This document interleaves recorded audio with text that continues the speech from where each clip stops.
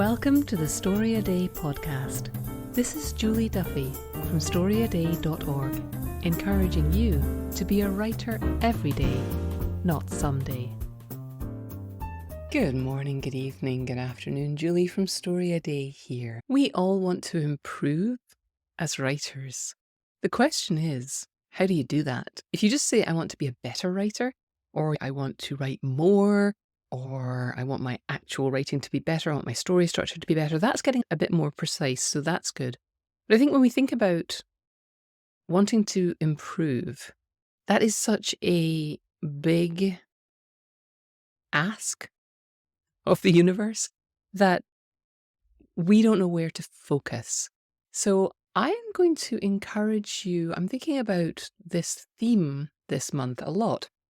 And this is how one of the improvements I made at Story A Day was that when I first started out, I was just putting content out at random. Whatever was popped into my head, I would just talk about that, or write an article on that, or write a prompt about that. What I've learned over the years is that it's more helpful for you and it's more helpful for me if I kind of stick to a theme every month. It's not too rigid, but it also helps to eliminate some of the everything that I could be writing about or talking about. If you're thinking about if you're in a position where you would like to improve your writing, I'm going to encourage you to do something similar. Eliminate some of the everything that you might work on and pick an area. And one of the ways you can pick an area to work on, there's a few different ways. You can think about, what do you want to improve? Do you want to improve your dialogue? Do you want to improve your story structure? Do you want to improve your productivity? Do you want to improve the amount of inspiration you have when you sit down to write? Do you want to improve your attitude towards your writing? Are you dreading coming to your desk? Are you resenting people who are keeping you away from your desk? And these are all areas where it could be argued there's some room for improvement. And I would encourage you to think about that. I'd also encourage you to think about the kinds of improvements that you want to make in your writing and your writing life are going to depend on where you are in your writing life. There's no point in thinking about improving your marketing if you've got nothing to market. I've fallen into this trap in the past where I've got so hung up on what should be on my author website and should I be building a social presence and all of these things. And I'm like, yeah, but I actually don't have anything to give these people when I've got the audience, because I'm spending all my time building the audience. I'm not spending any time writing anything for them. At the early stages of your writing journey, yes, everybody tells you need to build an audience and you need to have a platform. And yes, it's good to be networking and engaging with other people. But really, if this is early on in your journey and you're not consistently producing writing that you can share with other people, I wouldn't worry too much about the audience part. I would worry about improving my ability to get to my desk, my ability to write complete stories or complete novels, and I would improve those things first. So productivity first. And this was one of the things that surprised me about Julia Cameron's The Artist's Way, was that she said in that book, I'll take care of the quantity, you take care of the quality.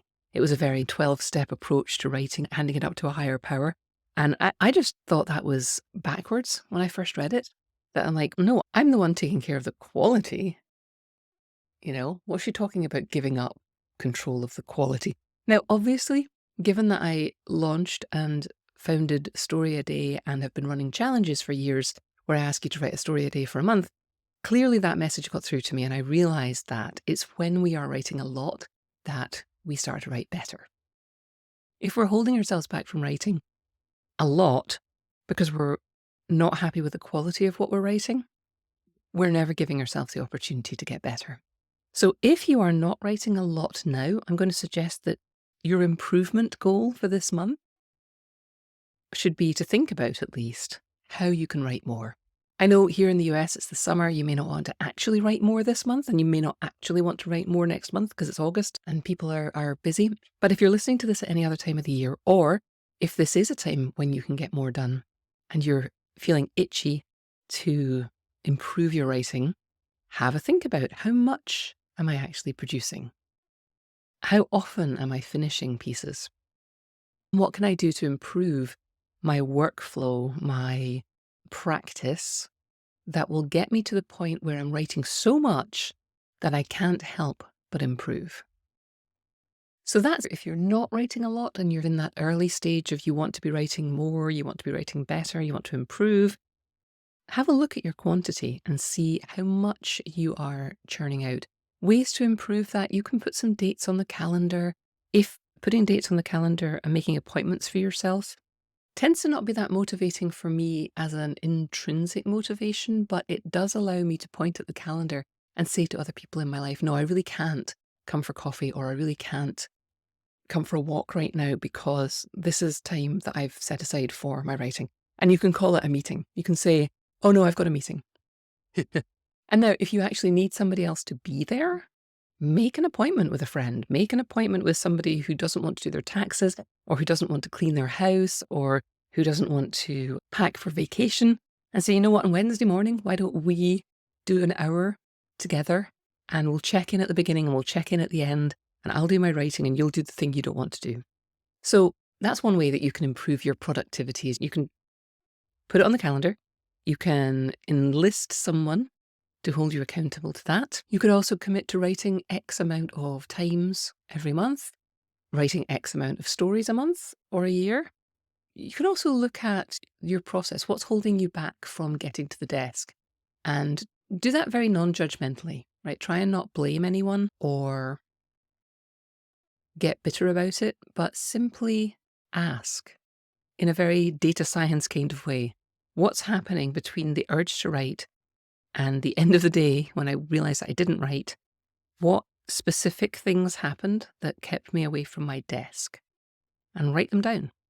And when you have that data, you can analyze it and you can see what steps you can take to get rid of it. I know this is nothing that you don't already know.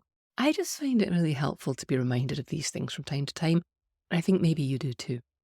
Really important not to get emotional about this stuff, because you're hopefully going to be alive for a very long time. And writing is not something that needs to taper off. I think it's harder when you're older and more tired to write with the energy that you have when you're young, but it's not like we're playing football here. You are not going to have to give up your career because you're 40 or 50 or 60.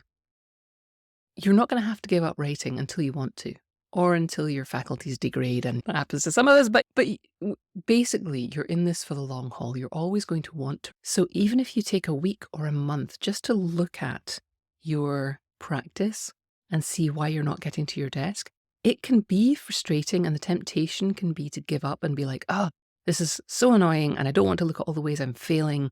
So just try and take the emotion out of it and think, this is the first step in a very long journey. There's no panic.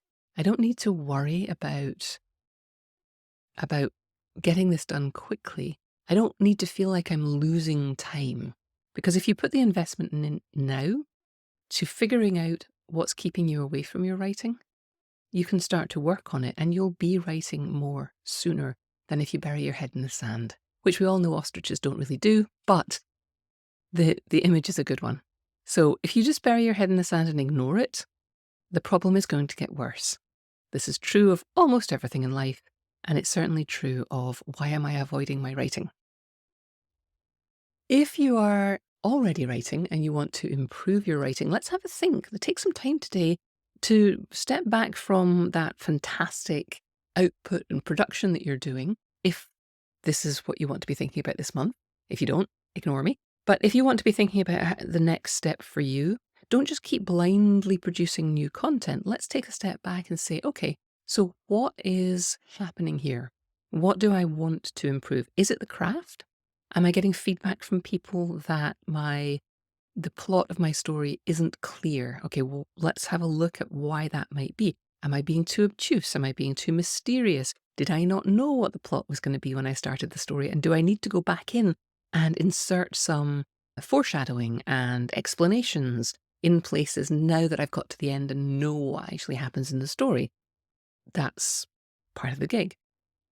Do you want to improve your submission process? Like you've got stacks and stacks of stories, you're pretty happy with the revision work you've done on them, and you are not getting them placed with publications, and that's something that you want to do. Not everyone does, not everyone needs to, but if that's something that you want to do and it's not happening, there's tons of stuff you can look at in there. You just take some time out for the business side of writing and don't feel like you are failing if you are not constantly churning out words. If you're at that stage where you want to be submitting to publications, you do need to spend some of your time taking that on strategically. So what are you doing now? Are you haphazardly waiting for calls for submission to come across your desk? That's fine if you don't really care and you're just like, publications, cool, and it's a bonus, and if I get published, great. If I don't care. But if you're really wanting to make the next step into, I want to get X amount of stories out in the world, or I really feel like this story deserves to be out in the world, then you're going to have to get a little strategic. So you probably want to put some time on your calendar for going through markets. If you are already doing that and you're just not connecting, you're not getting traction, there's a bunch of things that you can look at improving. If you're not even getting personalized responses from editors saying, yeah, we thought about this one, it just wasn't right for us right now, which is a frustrating but good response. If you're not even getting those, you're just getting the form letters, then take some time to look at it and think, is it the story? Is it my selection of markets? Am I sending things to markets who don't really want that type of thing? In which case you probably will have to do the thing editors always say, which is read a few back issues of our publication. Or is it the actual story itself?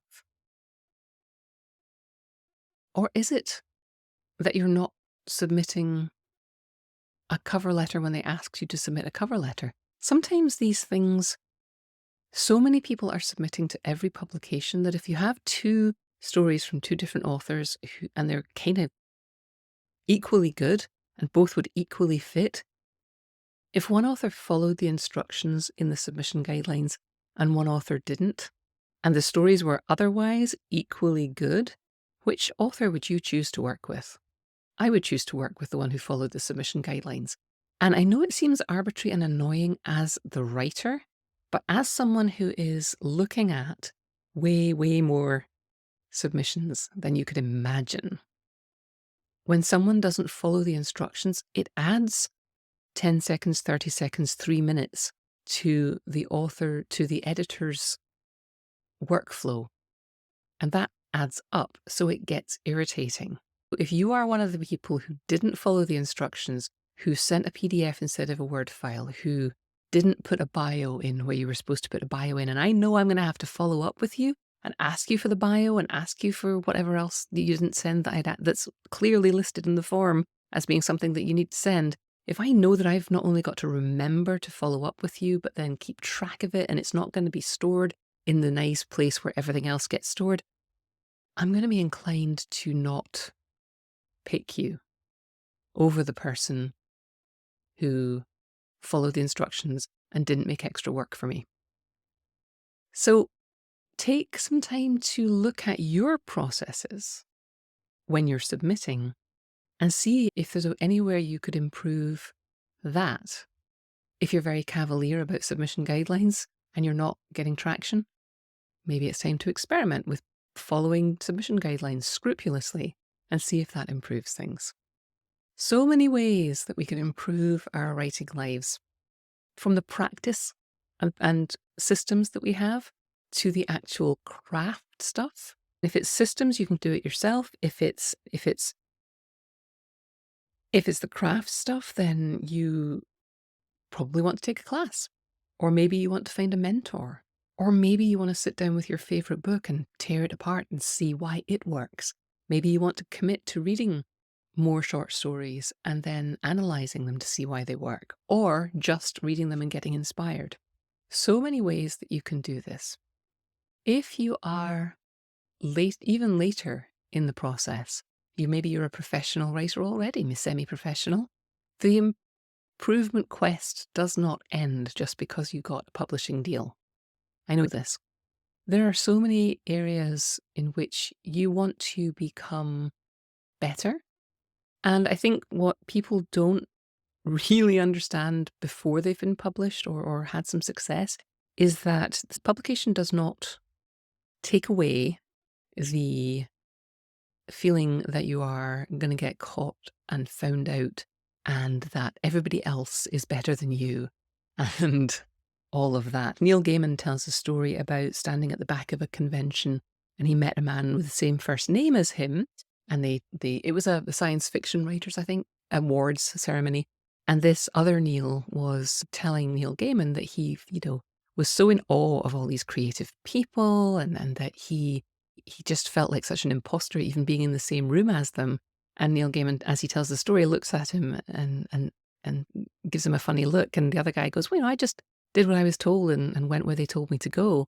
And Neil Gaiman says to him, yes, but I think being the first man to land on the moon probably counts for something, Mr. Armstrong. Success doesn't automatically take away anyone's feeling of not being worthy of, I've got this now. Nobody gets that kind of like, I've got this now. Not if you strive to be good. Not if you don't have, if you're not a case study for the Dunning-Kruger effect.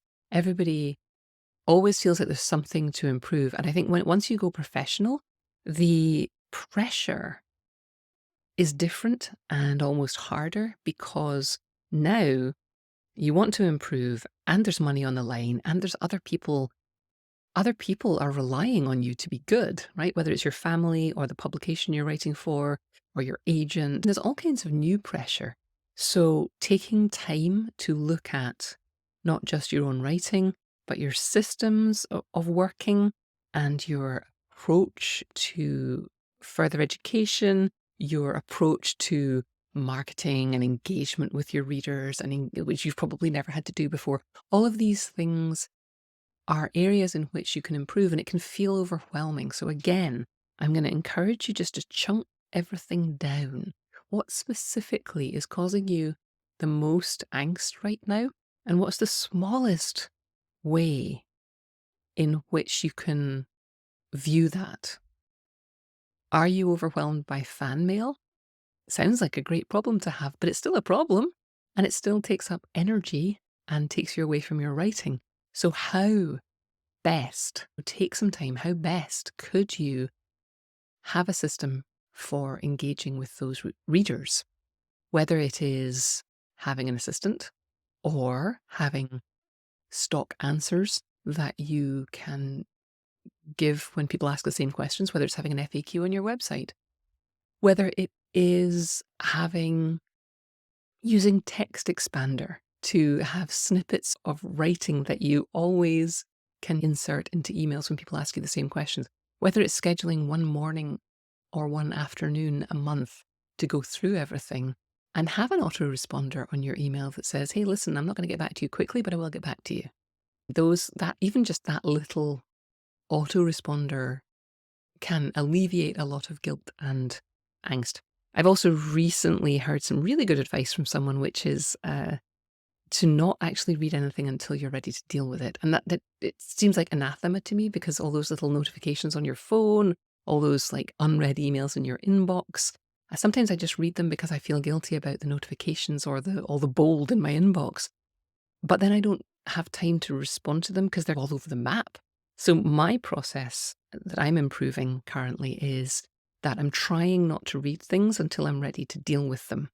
And I figure if it's an emergency, somebody will find me another way. So I'm not going to do that 100%. I'm not really 100% kind of person. But it's worth thinking about scheduling time to deal with things in blocks. So that certainly works for me better than being reactive, which I'm actually quite good at, but then I don't get anywhere. I don't make as much progress. Things are taken care of, but it's all kind of haphazard and I end up wide-eyed and exhausted. That's what I have for you this week. Think about improvements you want to make in your writing life. And it might be on the practice level. It might be on the craft side. It might be on the networking and engagement and being out in the wider world side.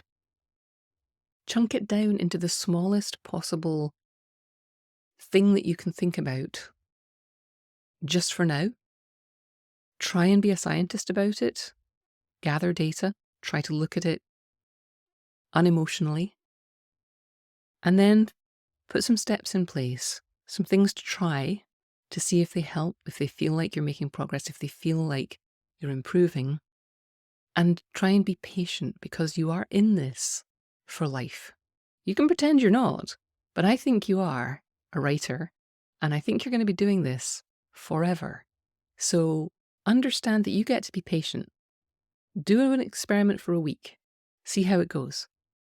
Change up the experiment next week. See how that goes. And gradually over time, you make little incremental changes that add up to a writing life that suits you, a writing life that's productive, and some really great stories out there in the world. So thank you for writing. Thank you for paying attention to this writing thing that you do. And I will be back in your ears in a week or so. I hope you have a great productive week. And most of all, keep writing.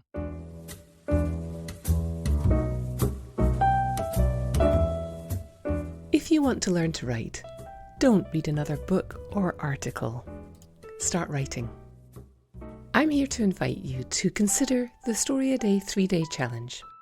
It's a challenge and a workshop that gets people writing and completing stories in just 3 days. And it works.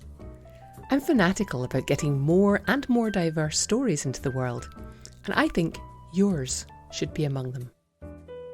If you're feeling the pull to write or level up your storytelling, let me hold your hand through 3 days of short story writing. Check out the 3-Day Challenge at storyaday.org/3DC. Thanks for listening. Why not come over to the blog at storyaday.org and check out this week's writing prompts and articles.